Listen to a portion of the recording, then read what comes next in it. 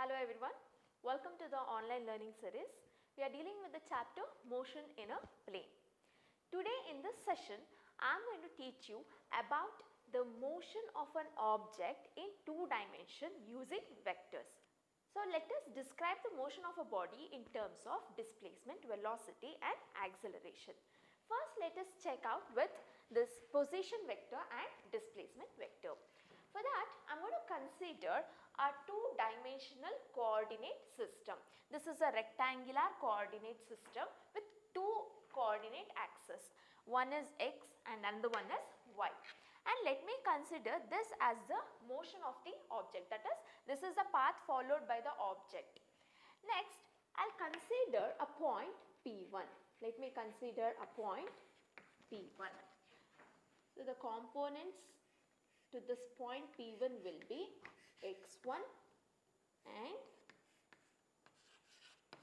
y1. So, this is the point P1 of x1 comma y1.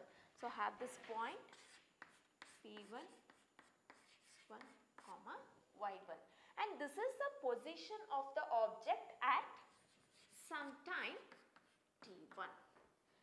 Next, let me write the position vector for this point. To draw the position vector for this point, I am going to consider this as the origin and let me draw a line from the point to the origin. So, this will be named as R1 and R1 is the position vector of the point P1. So, I have drawn a line from the origin to the point which is nothing but the R1, the position vector of the point P1. So, R1 is equal to x1 I cap plus y1 j cap. I can take down R1 as equal to x1 I cap plus y1 j cap. Next, let me consider one more point here at this point. This is P2. So, P2 of x2 comma y2 and I will draw a line from the origin to this point P2. Let me draw a line from the origin to this point P2 and this will be named as R2. This is the position vector R2 and that position vector R2 is given by the formula x2 I cap plus y2 j cap. Here x2 and y2 are the components of R2 along x axis and y axis. I cap and j cap are the unit vectors. I cap is the unit vector along x axis and j cap is the unit vector along the y axis. Next, let us define the displacement vector. Now, if R1 and R2 are the position vectors, the displacement vector can be found by drawing a line from R1 to R2. So, this P1 is the initial position of the body, P2 is the final position of the body. Now, a line I am going to draw from P1 to P2 represents the position vector which is nothing but delta R. So, displacement vector, let me write down displacement vector delta R is equal to R2 minus R1. The position vector R2 minus the position vector R1. So, what is R2?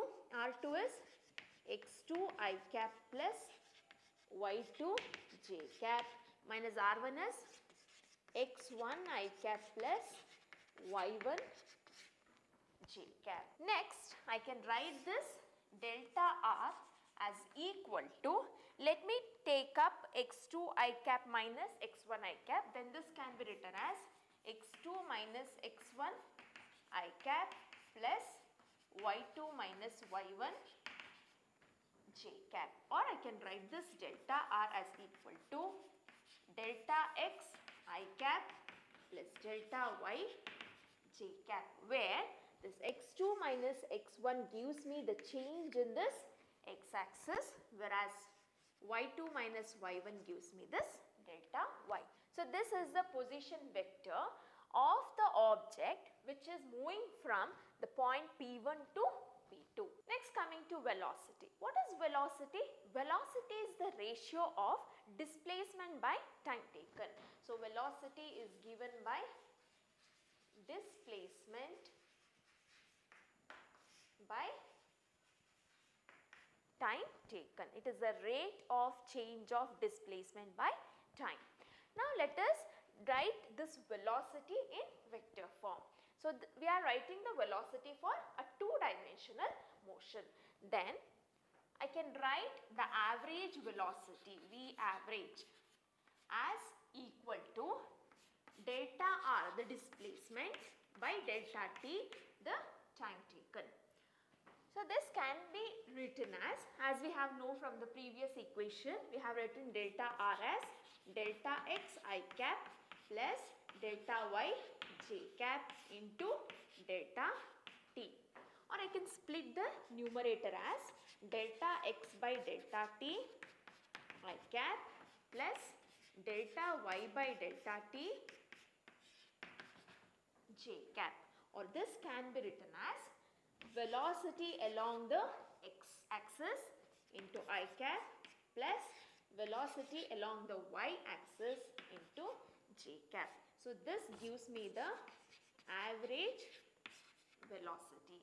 So the average velocity is written as the sum of the velocity along x-axis and the velocity along the y-axis, or the velocity component along the x-axis and the velocity component along the y-axis. Then what will be the direction of this average velocity? Now if this is the direction of the displacement of the body, then velocity also take up the same direction as the displacement. So the velocity will be in the same direction as the displacement. So this is the direction of V average.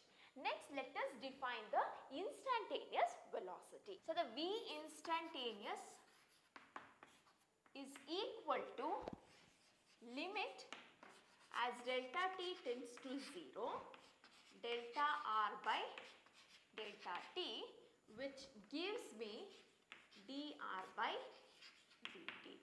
So as this delta t tends to 0, the delta r by delta t will become equal to dr by dt, which is nothing but the instantaneous velocity. We have already studied these things. Now let me first see what will be the direction of this instantaneous velocity. So to find the average velocity, I have taken 2 points P1 and P2, and we have seen that the direction of the average velocity will be the same direction as the displacement of the body.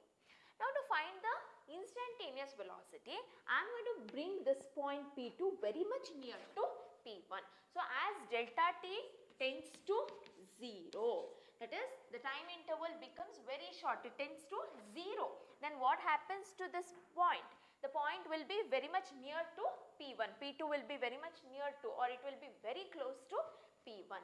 Now at that situation, when P2 is very close to P1, then the direction of velocity will be nothing but the tangent drawn to that point.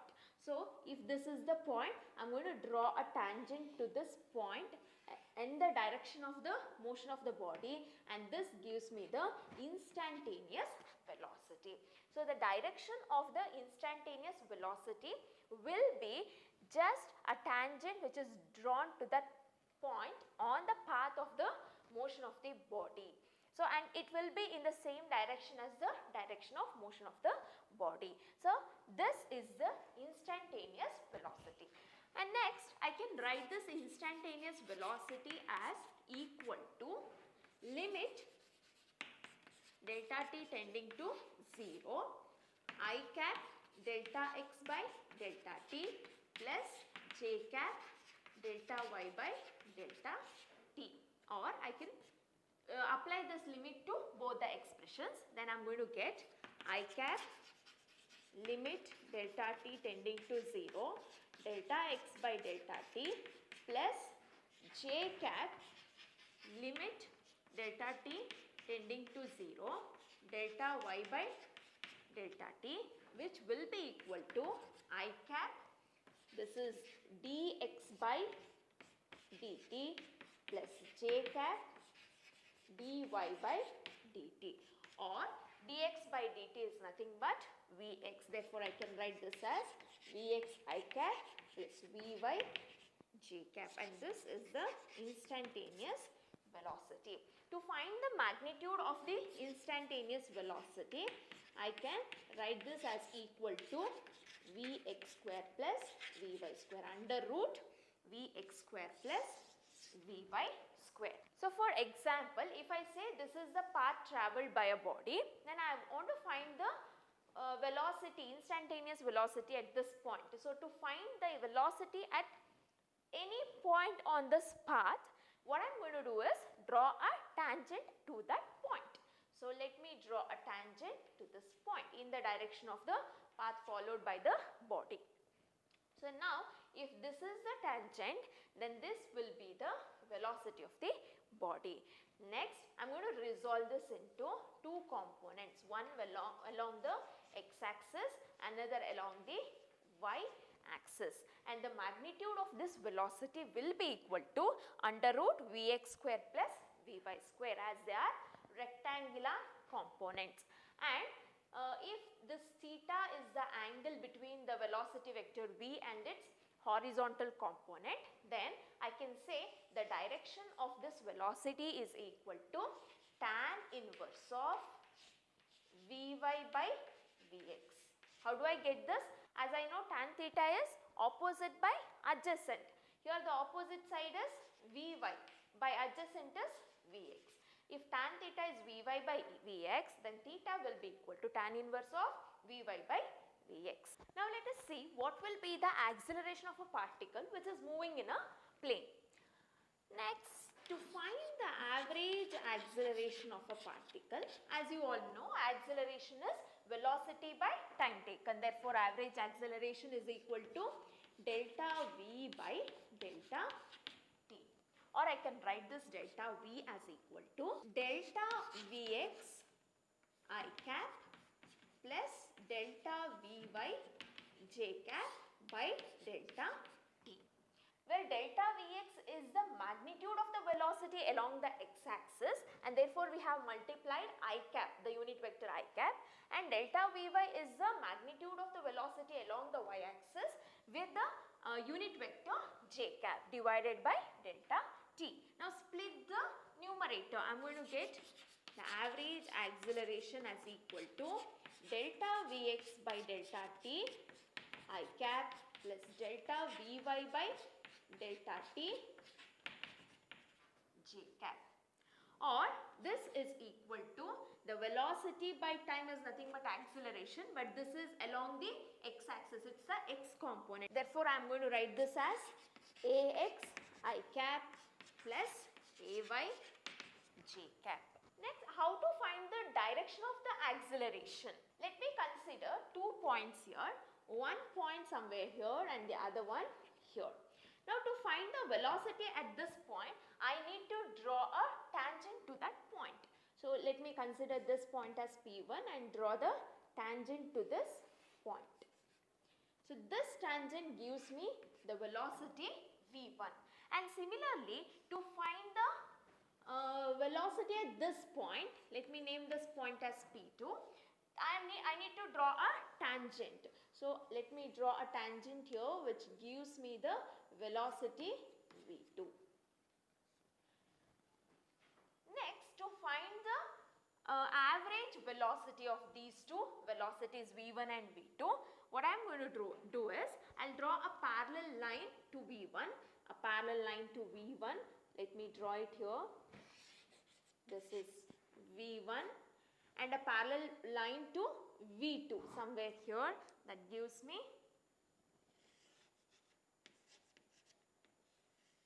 V2, and this V1 minus V2 gives me the delta V. These are V1 and V2, and this V1 minus V2 gives me this delta V.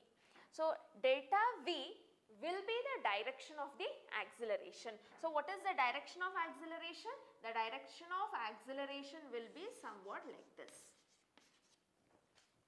Here you can see that the velocity and acceleration are not in the same direction, they are in the different directions. That is, the direction between the velocity and the acceleration will vary from 0 degree to 180 degree. And if the velocity and acceleration are in the same direction, then that will be a motion in a straight line.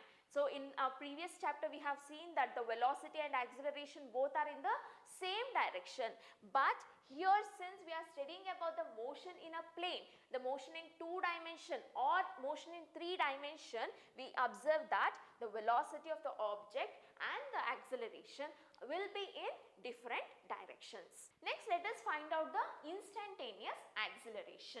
Next, to find the instantaneous acceleration, I am going to write this as A instantaneous is equal to limit delta V by delta T.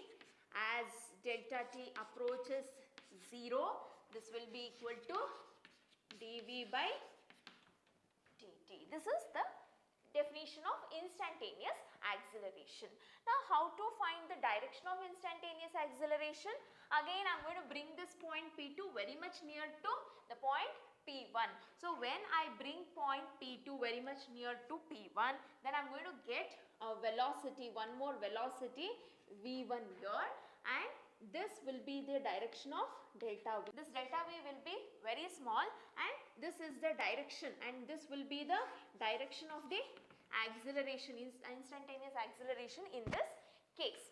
And therefore, I can write this as equal to limit delta T tending to 0.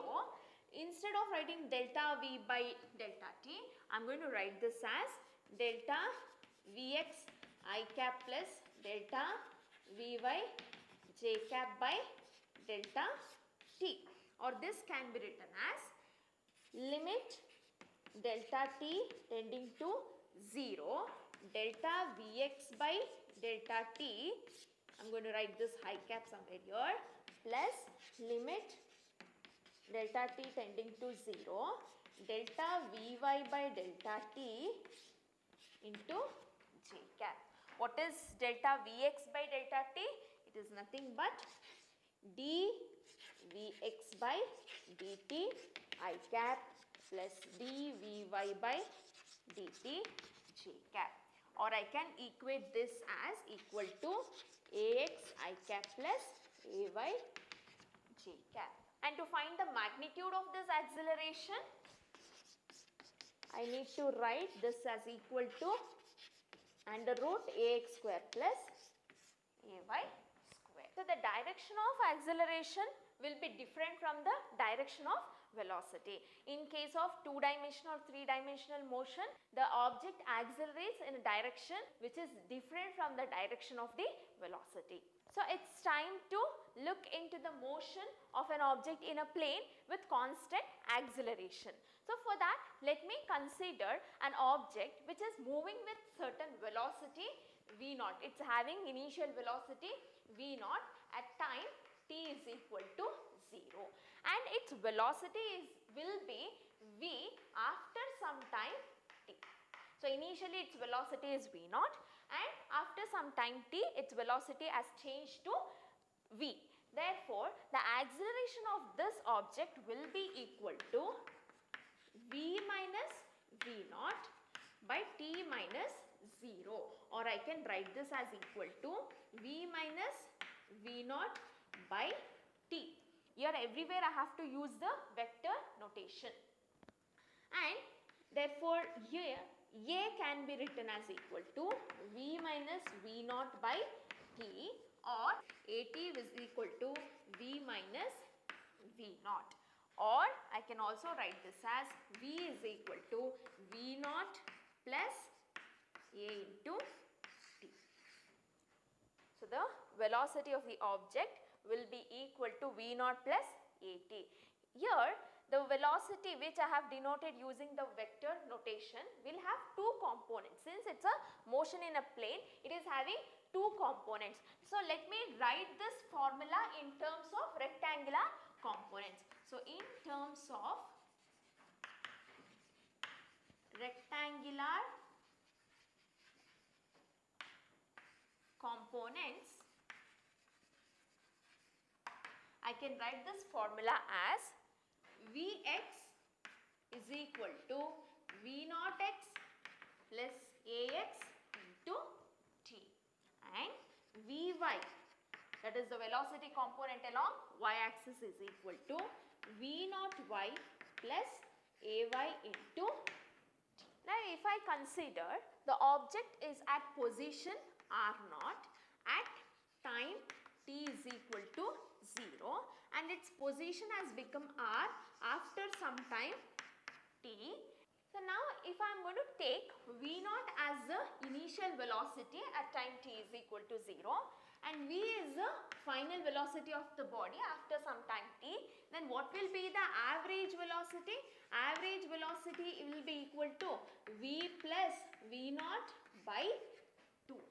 And we know the displacement vector, we already have studied that delta r, which is equal to r minus r naught. The position vector r, which is the final position, minus the initial position r naught, which is equal to velocity, that is the average velocity into the time t, or this can be written as average velocity is v plus v naught by 2 into t. Or I know v is equal to v naught plus at. I have this formula.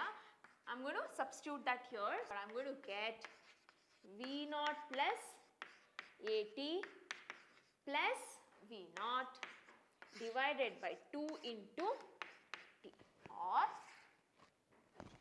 V naught plus V naught gives me 2 V naught. This is equal to 2 V naught plus At divided by 2 into T. Let me multiply T towards this side, and also I can write 2 V naught by 2 is nothing but V naught T plus this is half At square, and this is nothing but R minus R naught. Or again, if I am going to write this in terms of rectangular components, in terms of rectangular components, so I can write this formula as R is equal to, I can rearrange this as R is equal to R naught plus V naught T plus half A T square. In rectangular component form, I am going to write this as X is equal to X naught plus V naught X T plus half AX T square. Similarly, along the Y axis, I am going to get y is equal to y naught plus v naught yt plus half ay t square. That is, I can treat motion in a plane as two separate simultaneous one-dimensional motion with constant acceleration along two perpendicular directions. So instead of writing the motion in a plane as r is equal to r naught v naught t plus half at square, what I have done is I have separated them along the x-axis and along the y-axis. I have separated them as two different components which are perpendicular to each other. We can write the equation as two separate equations taken from two different components which are perpendicular to each other. Next, let us solve some problems on this topic. Coming to the first problem, the position coordinates of particle in a plane are 1, 1 and 2, 3 at time t1 and t2 respectively. What are the position vectors of the particle at t1 and t2, and what are the displacement of the particle during this interval of time? This is the question.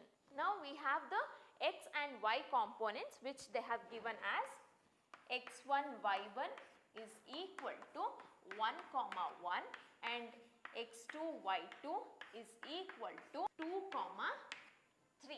They are asking you to find the position vectors at time t1 and t2 and also to find the displacement vector between this time interval. So now first coming to the position vectors. Let me first consider r1 is the position vector. R1 and R2 are the position vectors. So first they have have given the position coordinates 1, 1. Using that I am going to write this r1. 1, 1, it is x1, y1. Therefore, I am going to write the position vector r1, which is equal to x1 I cap plus y1 j cap will be equal to 1 I cap plus 1 j cap is nothing but I cap plus j cap. So, the particle will be having the position vector I cap plus j cap at time t1. Coming to r2, r2 is equal to x2 I cap plus y2 j cap, which is equal to, what is x2? It is 2. 2 I cap plus y2 is 3. 3 j cap. So, this is the position vector of the particle at time t2. Now, to find the displacement vector, as we know delta r is equal to r2 minus r1. What is r2? r2 is equal to 2 I cap plus 3 j cap minus r1 is I cap plus j cap. If I take I cap common in these two, I am going to get 2 minus 1 into I cap plus, if I take up j cap common, then I am going to get 3 minus 1 into j cap, and that is equal to 2 minus 1 is I cap plus 3 minus 1 is 2 j cap. This is the displacement vector of the particle in the time interval t1 and t2. So, let me first find out the magnitude of this displacement vector. So, let us find the magnitude of the displacement vector, which will be equal to under root 1 square plus 2 square. So, I am going to consider the coefficient of I cap, which is 1, and j cap is 2. Therefore, under root 1 square plus 2 square, that gives me under root 1 plus 4, or it is root 5 units. Moving to the second problem. The second problem says that the components of velocity of a particle are given by 4t minus 2 meter per second and 4t square minus 1 meter per second along x-axis and y-axis respectively. Calculate the average acceleration of the particle during the time interval from t is equal to 1 to t is equal to 2 second and acceleration of the particle at t is equal to 1.2 second. So, this is the problem given. They have given the components of the velocity along the x-axis and y-axis. So, Vx and Vy are given. So, we have the components of velocity along x-axis, which is given as 4t minus 2 meter per second, and the component of velocity along y-axis as 4t square minus 1 meter per second, and the time is given between 1 second to 2 second. Now, you have to find the average acceleration between this time interval. So, we already know the formula for average acceleration, which is equal to delta V by delta t. So, first let us find out this delta V. Delta V is equal to Vx I cap plus Vy j cap, which is equal to, what is Vx? It is 4t minus 2 I cap plus Vy is 4t square minus 1 j cap meter per second. Next, we have two time intervals which have been given to us. So, they are asking you to find the acceleration of the particle between these time intervals t is equal to 1 second and t is equal to 2 second. Therefore, what will be V1? V1 will be equal to, first I am going to substitute t is equal to 1 second here. So, if I substitute t is equal to 1 second for this equation, I am going to get V1, which will be equal to 4 into 1, 4, 4 minus 2 is 2 I cap plus 4 minus 1 is 3 j cap. So, this is the velocity V1 at time t is equal to 1 second. Similarly, for t is equal to 2 second, I am going to get V2 as equal to 2 4s are 8 minus 2, that is 6 I cap plus 2 2s are 4, 4 4s are 16, 16 minus 1 is 15 j cap. So, we have V1 and V2 here. So, let us find what is delta V. Delta V is V2 minus V1. So, that will be V2 minus V1 by delta t. So, let us write down V2 is 6 I cap plus 15 j cap minus V1 2I cap plus 3 j cap divided by T2 minus T1 is 2 minus 1. So this will be equal to, subtract 6 and 2. 6 minus 2 gives me 4I cap plus 15 minus 3 gives me 12 j cap divided by 2 minus 1 is 1. This is what the average acceleration will be, which is in meter per second square. The next question is to find the acceleration of the particle at t is equal to 1.2 second. Now they are asking you to find the instantaneous acceleration. So to find the instantaneous acceleration, we have the formula A is equal to dv by dt, and this is equal to d by dt of, so we know V, we had already written that V as 4t minus 2I cap plus 4t square minus 1 j cap, and this is equal to, we need to differentiate them. So how do we differentiate? We need some formulas here. We have to memorize certain formulas here. So d by dx of any constant, differentiation of any constant will be equal to 0, and d by dx of x, the function x, will be equal to 1, and d by dx of x power n will be equal to n into x power n minus 1.